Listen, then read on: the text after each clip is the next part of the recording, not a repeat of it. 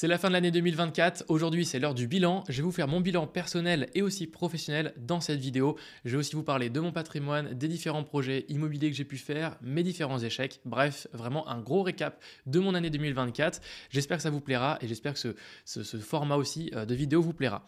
Donc c'est parti, déjà premier point, j'ai été peu actif sur YouTube, vraiment très peu, et je vais vous expliquer pourquoi. Il faut savoir que derrière cette baisse d'inactivité sur YouTube, j'ai en réalité fait beaucoup de choses, notamment sur le sujet de l'assurance, puisque je suis devenu courtier en assurance, je vais vous en parler. Il y a eu pas mal de projets qui se sont développés. J'ai aussi fait des nouveaux projets immobiliers et des partenariats qui se sont développés. Donc bref, pas mal de choses. Donc la première chose que je vais vous présenter, c'est le fait que fin 2023, j'ai passé une formation CIF pour devenir conseiller en investissement financier. Donc c'est un gros module de 150 heures de formation. Donc déjà, le fait de se former plus d'avoir une activité à côté, ça prend du temps. Donc j'avais peu de temps fin 2023 pour faire de nouvelles vidéos. Début 2024, j'enchaîne avec l'équivalent, mais pour la partie devenir courtier en assurance. Donc c'est la formation IAS pour devenir courtier en assurance. Et j'ai préparé l'examen de l'AMF, donc de l'autorité des marchés financiers. Donc ça, c'est deux succès entre guillemets que j'ai eu ce début d'année 2024 qui fait que sur le premier trimestre, j'étais pas vraiment dispo puisque du coup, je passais beaucoup de temps à me former et du coup, à passer ces examens-là. Suite à ces examens-là, j'ai fait mon passage, je suis devenu courtier en assurance, donc j'ai rejoint un réseau qui s'appelle 360 Courtage, donc j'avais fait une vidéo qui vous expliquait comment je suis devenu courtier en assurance, et donc j'ai fait un petit passage à Arras dans le nord de la France pour faire une petite formation en présentiel. C'est une activité que j'ai lancée en 2024. Ensuite, je me suis installé, ça fait déjà un petit moment que j'étais installé dans un coworking, mais là du coup c'est bon, j'ai pris mes marques sur le dernier étage, donc avec une très belle vue, mon petit bureau est installé, donc là ça me permet d'éviter de bosser trop chez moi. Donc en fait, j'ai passé la grande partie de l'année finalement à bosser dans un coworking, ce qui fait que naturellement, j'ai fait moins de vidéos puisque j'ai beaucoup plus travaillé finalement en back-end, donc plus sur les activités, le courtage, etc. et moins sur les vidéos. Mais c'est quelque chose qui va changer en 2025 puisqu'il y aura beaucoup plus de vidéos en 2025. D'ailleurs, ce coworking m'a permis aussi d'organiser quelques événements physiques. Donc, j'avais fait une petite formation en physique un soir, une sorte d'afterwork. Donc, ça, c'était assez sympa. Avec un ami youtubeur qui s'appelle Grégory Guillemin. Donc, je le salue s'il passe par cette vidéo. Donc, ça, c'était un petit peu ce qui s'était passé niveau succès de l'année, les événements clés qui se sont passés en 2024. Côté voyage, ce qui était assez intéressant, j'ai pu faire pas mal de voyages. Et donc, j'ai aussi pas mal de choses à vous dire. Donc, si jamais ça vous intéresse que je fasse une vidéo retour d'expérience liée par exemple au budget, aux finances, ou comment s'organiser pour son voyage, pourquoi pas. Par exemple, en début d'année, je suis parti donc à Miami une petite semaine et autant vous dire, ça coûte extrêmement cher de partir à Miami. Pour vous dire, rien que par exemple pour ce petit déjeuner qui est juste vraiment du bacon, 3 œufs, une galette de pommes de terre et un peu de salade, ça m'a coûté 21$. 22$. Donc bref, c'est vraiment hors de prix.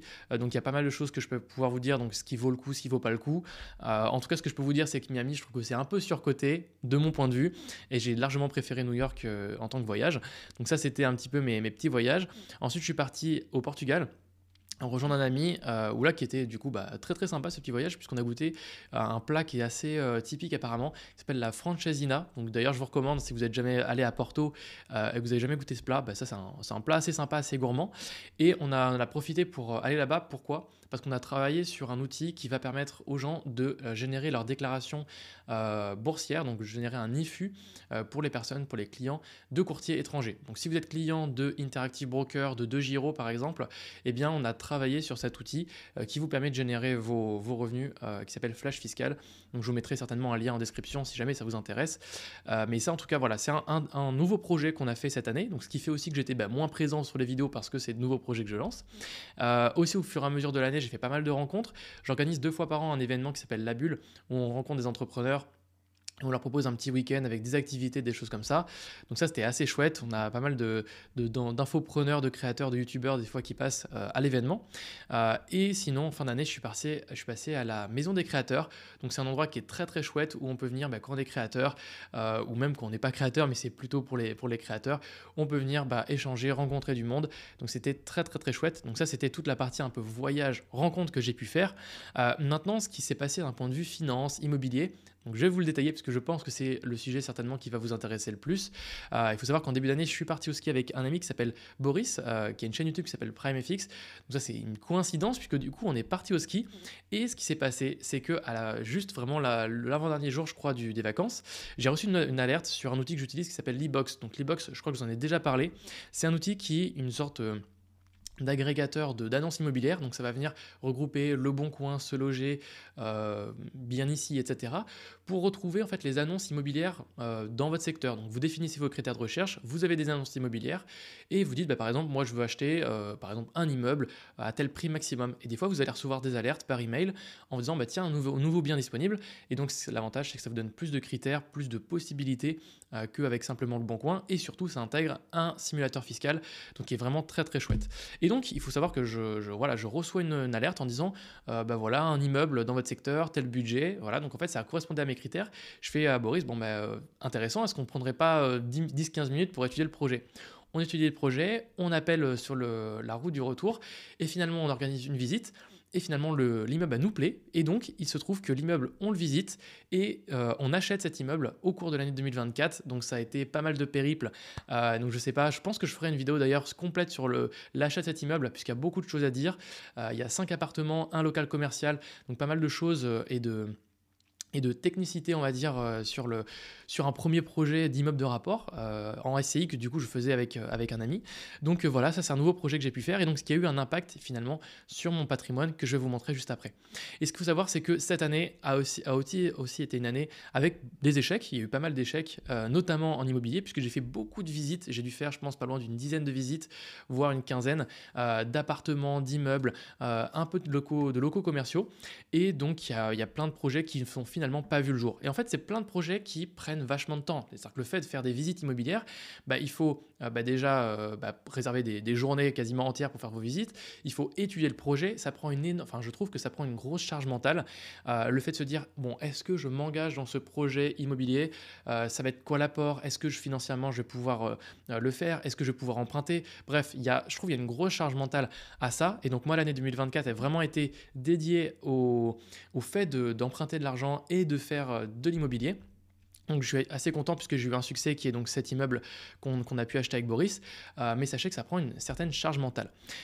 Et bien sûr, ça n'est pas terminé puisqu'il y a quelques projets qui n'ont pas encore vu le jour mais qui sont encore dans les tuyaux, qui font partie, donc pas encore des échecs puisqu'ils sont encore dans les tuyaux, donc j'espère qu'ils vont plutôt se positionner dans la partie des succès.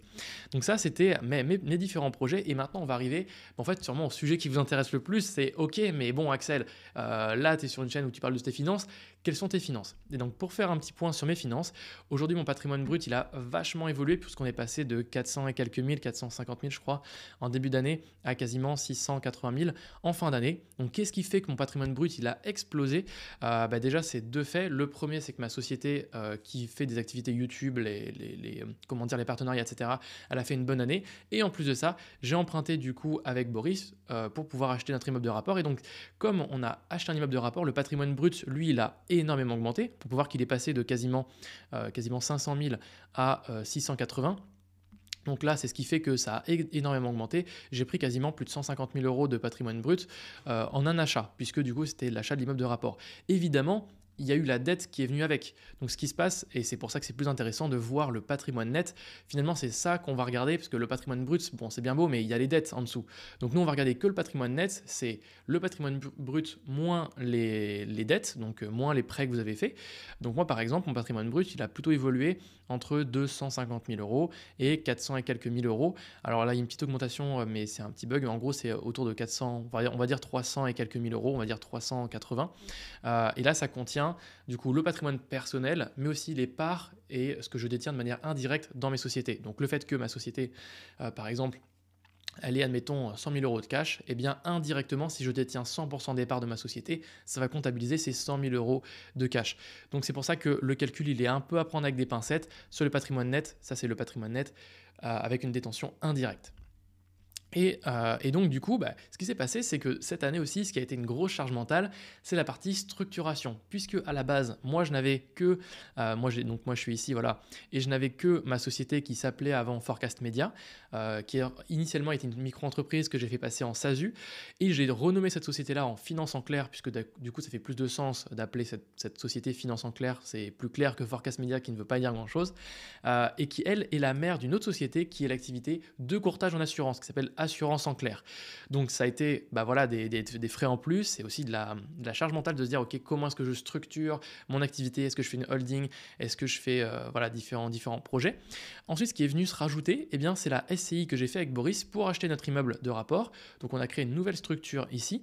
Moi j'avais déjà une première structure existante qui était ma SCI Paris Highway pour pouvoir acheter mon premier immeuble de rapport, et j'ai créé une autre SCI qui elle va être entre ma société et moi, et donc ça va être dans le cas où je vais acheter des projets directement seul. En fait là le truc c'est que la SCI que j'ai fait avec Boris, c'est parce qu'on était deux et parce qu'on avait besoin de la capacité d'emprunt de nous deux qu'on a dû du coup créer une SCI à deux. Le moment où moi je vais simplement tout seul acheter mes propres biens, j'ai fait donc une SCI entre moi et ma société, puisqu'une SCI ne peut pas être détenue par une seule personne, elle doit être détenue par au moins deux personnes, qu'elles soient physiques ou morales, et donc c'est détenu par ma personne morale qui est Finance en Clair et moi petite personnelle, puisque Finance en Clair je m'en sers comme holding, en fait c'est l'activité YouTube mais qui sert également d'activité de holding puisque je vais placer de l'argent avec cette société là. Voilà en ce qui concerne un petit peu la structuration. J'espère que ce schéma-là, il est assez clair. Si ce n'est pas très clair, je pense que je pourrais faire une vidéo un peu plus complète sur quelle est ma vision et comment est-ce que j'ai structuré ça, pourquoi est-ce que je l'ai fait de telle manière, pourquoi je n'ai pas fait de holding par exemple. Bref, il y a pas mal de sujets que je vais pouvoir creuser. Donc c'est pour ça que l'idée de cette vidéo qui peut être une sorte de gros bilan, ça peut être de vous faire un dézoom de ce qui s'est passé sur l'année. Et si vous avez des questions précises, si vous avez, vous dites, ok, ça j'aimerais bien qu'il explique plus ça m'intéresse, n'hésitez pas à me le mettre en commentaire, je pourrais le détailler avec grand plaisir. Et si je devais terminer avec des petits highlights, on va dire, mes petits highlights, la première chose, c'est qu'il y a quelque chose qui a changé mon année, je trouvais, à titre personnel, c'est le fait de faire de commander ce qu'on appelle des plats season. Alors bon, ça va faire un petit peu, comment dire, c'est des plats qui peuvent coûter un petit peu cher. Je crois qu'à la semaine, ça me revient à 80 € pour mes plats de la semaine, ou peut-être, ouais, c'est ça, 80 € pour, je crois, 10 ou 12 plats. Et en fait, c'est des plats que je vais pouvoir récupérer une fois par semaine, que je vais pouvoir amener au coworking, qui sont déjà prêts. Et l'avantage, c'est que c'est déjà tout prêt. Donc en fait, j'ai un gain de temps qui est énorme. Je fais pas de vaisselle, je fais pas de courses. Enfin, je fais très peu de courses. Du coup, je prends que les desserts ou quoi, ou je prends juste des fruits. Mais sinon, je fais très peu de courses. Et donc, du coup, en termes de gain de temps, c'est vraiment énorme. Et si aujourd'hui vous êtes seul, que ça vous fait suer de faire à manger, etc., et vous avez un petit peu de budget, honnêtement, je trouve que les plats season, c'est assez bon, c'est frais, et puis ça, c'est quand même assez stylé dans le fonctionnement. C'est-à-dire que moi, par exemple, je fais livrer le lundi matin, je reçois mes plats, je les mets directement au frigo, et tous les midis, je prends ma barquette pour aller au coworking, et les soirs, je prends ma barquette et je mange mon plat. Et l'avantage, c'est que du coup, je sais exactement ce que je mange, puisque chaque semaine avant la livraison, je sais les plats que je veux commander.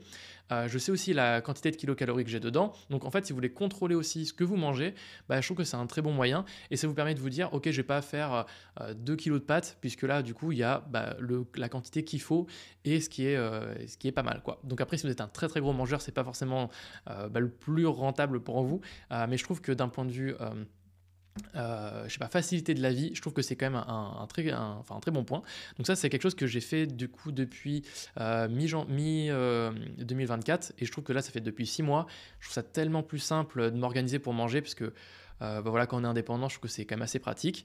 Et il y a aussi pas mal de choses aussi que j'ai pu faire en perso, beaucoup d'activités sportives, puisque le sport, c'est vraiment au centre de ce que je fais. Et donc j'ai pu faire 3 triathlons, je me suis mis à faire des triathlons. J'ai beaucoup aimé la discipline, donc je pense que j'en referai l'année prochaine. Et de base, je fais beaucoup de crossfit, enfin, c'est plutôt ça mon activité sportive de base. Et j'avais fait un Irox, donc j'ai beaucoup aimé aussi le format, je vais en refaire un autre l'année prochaine. Et donc voilà, j'ai hâte de refaire pas mal de sport, pas mal d'activités en plus. Donc voilà, concernant en fait l'activité et l'année globale, si je devais faire un petit bilan, une petite conclusion, je dirais que mon année 2024 elle a été remplie par beaucoup de rencontres, beaucoup de voyages, donc j'étais hyper content de tout ça. C'était vraiment génial. L'activité sportive est toujours restée malgré tout au milieu de tout ça. Donc comme je vous le disais, tous les jours, c'était vraiment le sport, c'était vraiment une priorité. J'ai fait une très bonne année donc de mon activité YouTube. puisque j'ai un bilan à plus de 150 000 euros de chiffre d'affaires et pour à peu près 100 000 euros de résultats. Alors l'année n'est pas terminée, donc c'est pour ça que je mets avec des pincettes ces chiffres-là. Il faudra attendre que j'ai mon bilan global pour que je puisse, vous faire un petit bilan aussi si ça vous intéresse. J'ai aussi donc créé une nouvelle société, donc l'activité de courtage. Ça, c'est un petit élément marquant dans mon année. J'ai acheté donc un immeuble de rapport avec Boris et enfin 2 nouveaux éléments qui vont certainement arriver tout début 2025. Probablement l'achat d'une résidence principale et probablement un nouveau investissement locatif. Et avec tout ça, je pense que l'immobilier, je vais mettre une petite pause pendant un petit moment et je vais me reconcentrer du coup sur YouTube, sur l'activité en ligne, puisque comme je vous le disais, je vous ai un petit peu délaissé, donc m'en voulez pas, j'ai eu beaucoup de choses à faire cette année, en sachant que j'ai 2 chaînes YouTube, j'ai cette chaîne-là et j'ai une autre chaîne qui est dédiée à un courtier en bourse qui s'appelle Interactive Broker, sur laquelle j'ai continué à faire une vidéo par semaine. Donc bref, ça a pris pas mal de temps et il faut aussi savoir que je suis tout seul dans mon activité, je n'ai pas d'équipe, je n'ai personne qui m'aide, donc voilà, ça prend pas mal de temps. J'espère que cette vidéo, un peu bilan de l'année, tout ça, vous aura plu. J'espère qu'il y a des petits éléments que vous avez pu utiliser, enfin que vous allez pouvoir utiliser un petit peu pour vos projets à vous si jamais. Et puis si vous avez envie que je fasse un focus, donc vraiment un zoom sur un des points que j'ai pu citer, n'hésitez vraiment pas à me le dire en commentaire. Je serais vraiment ravi de le faire.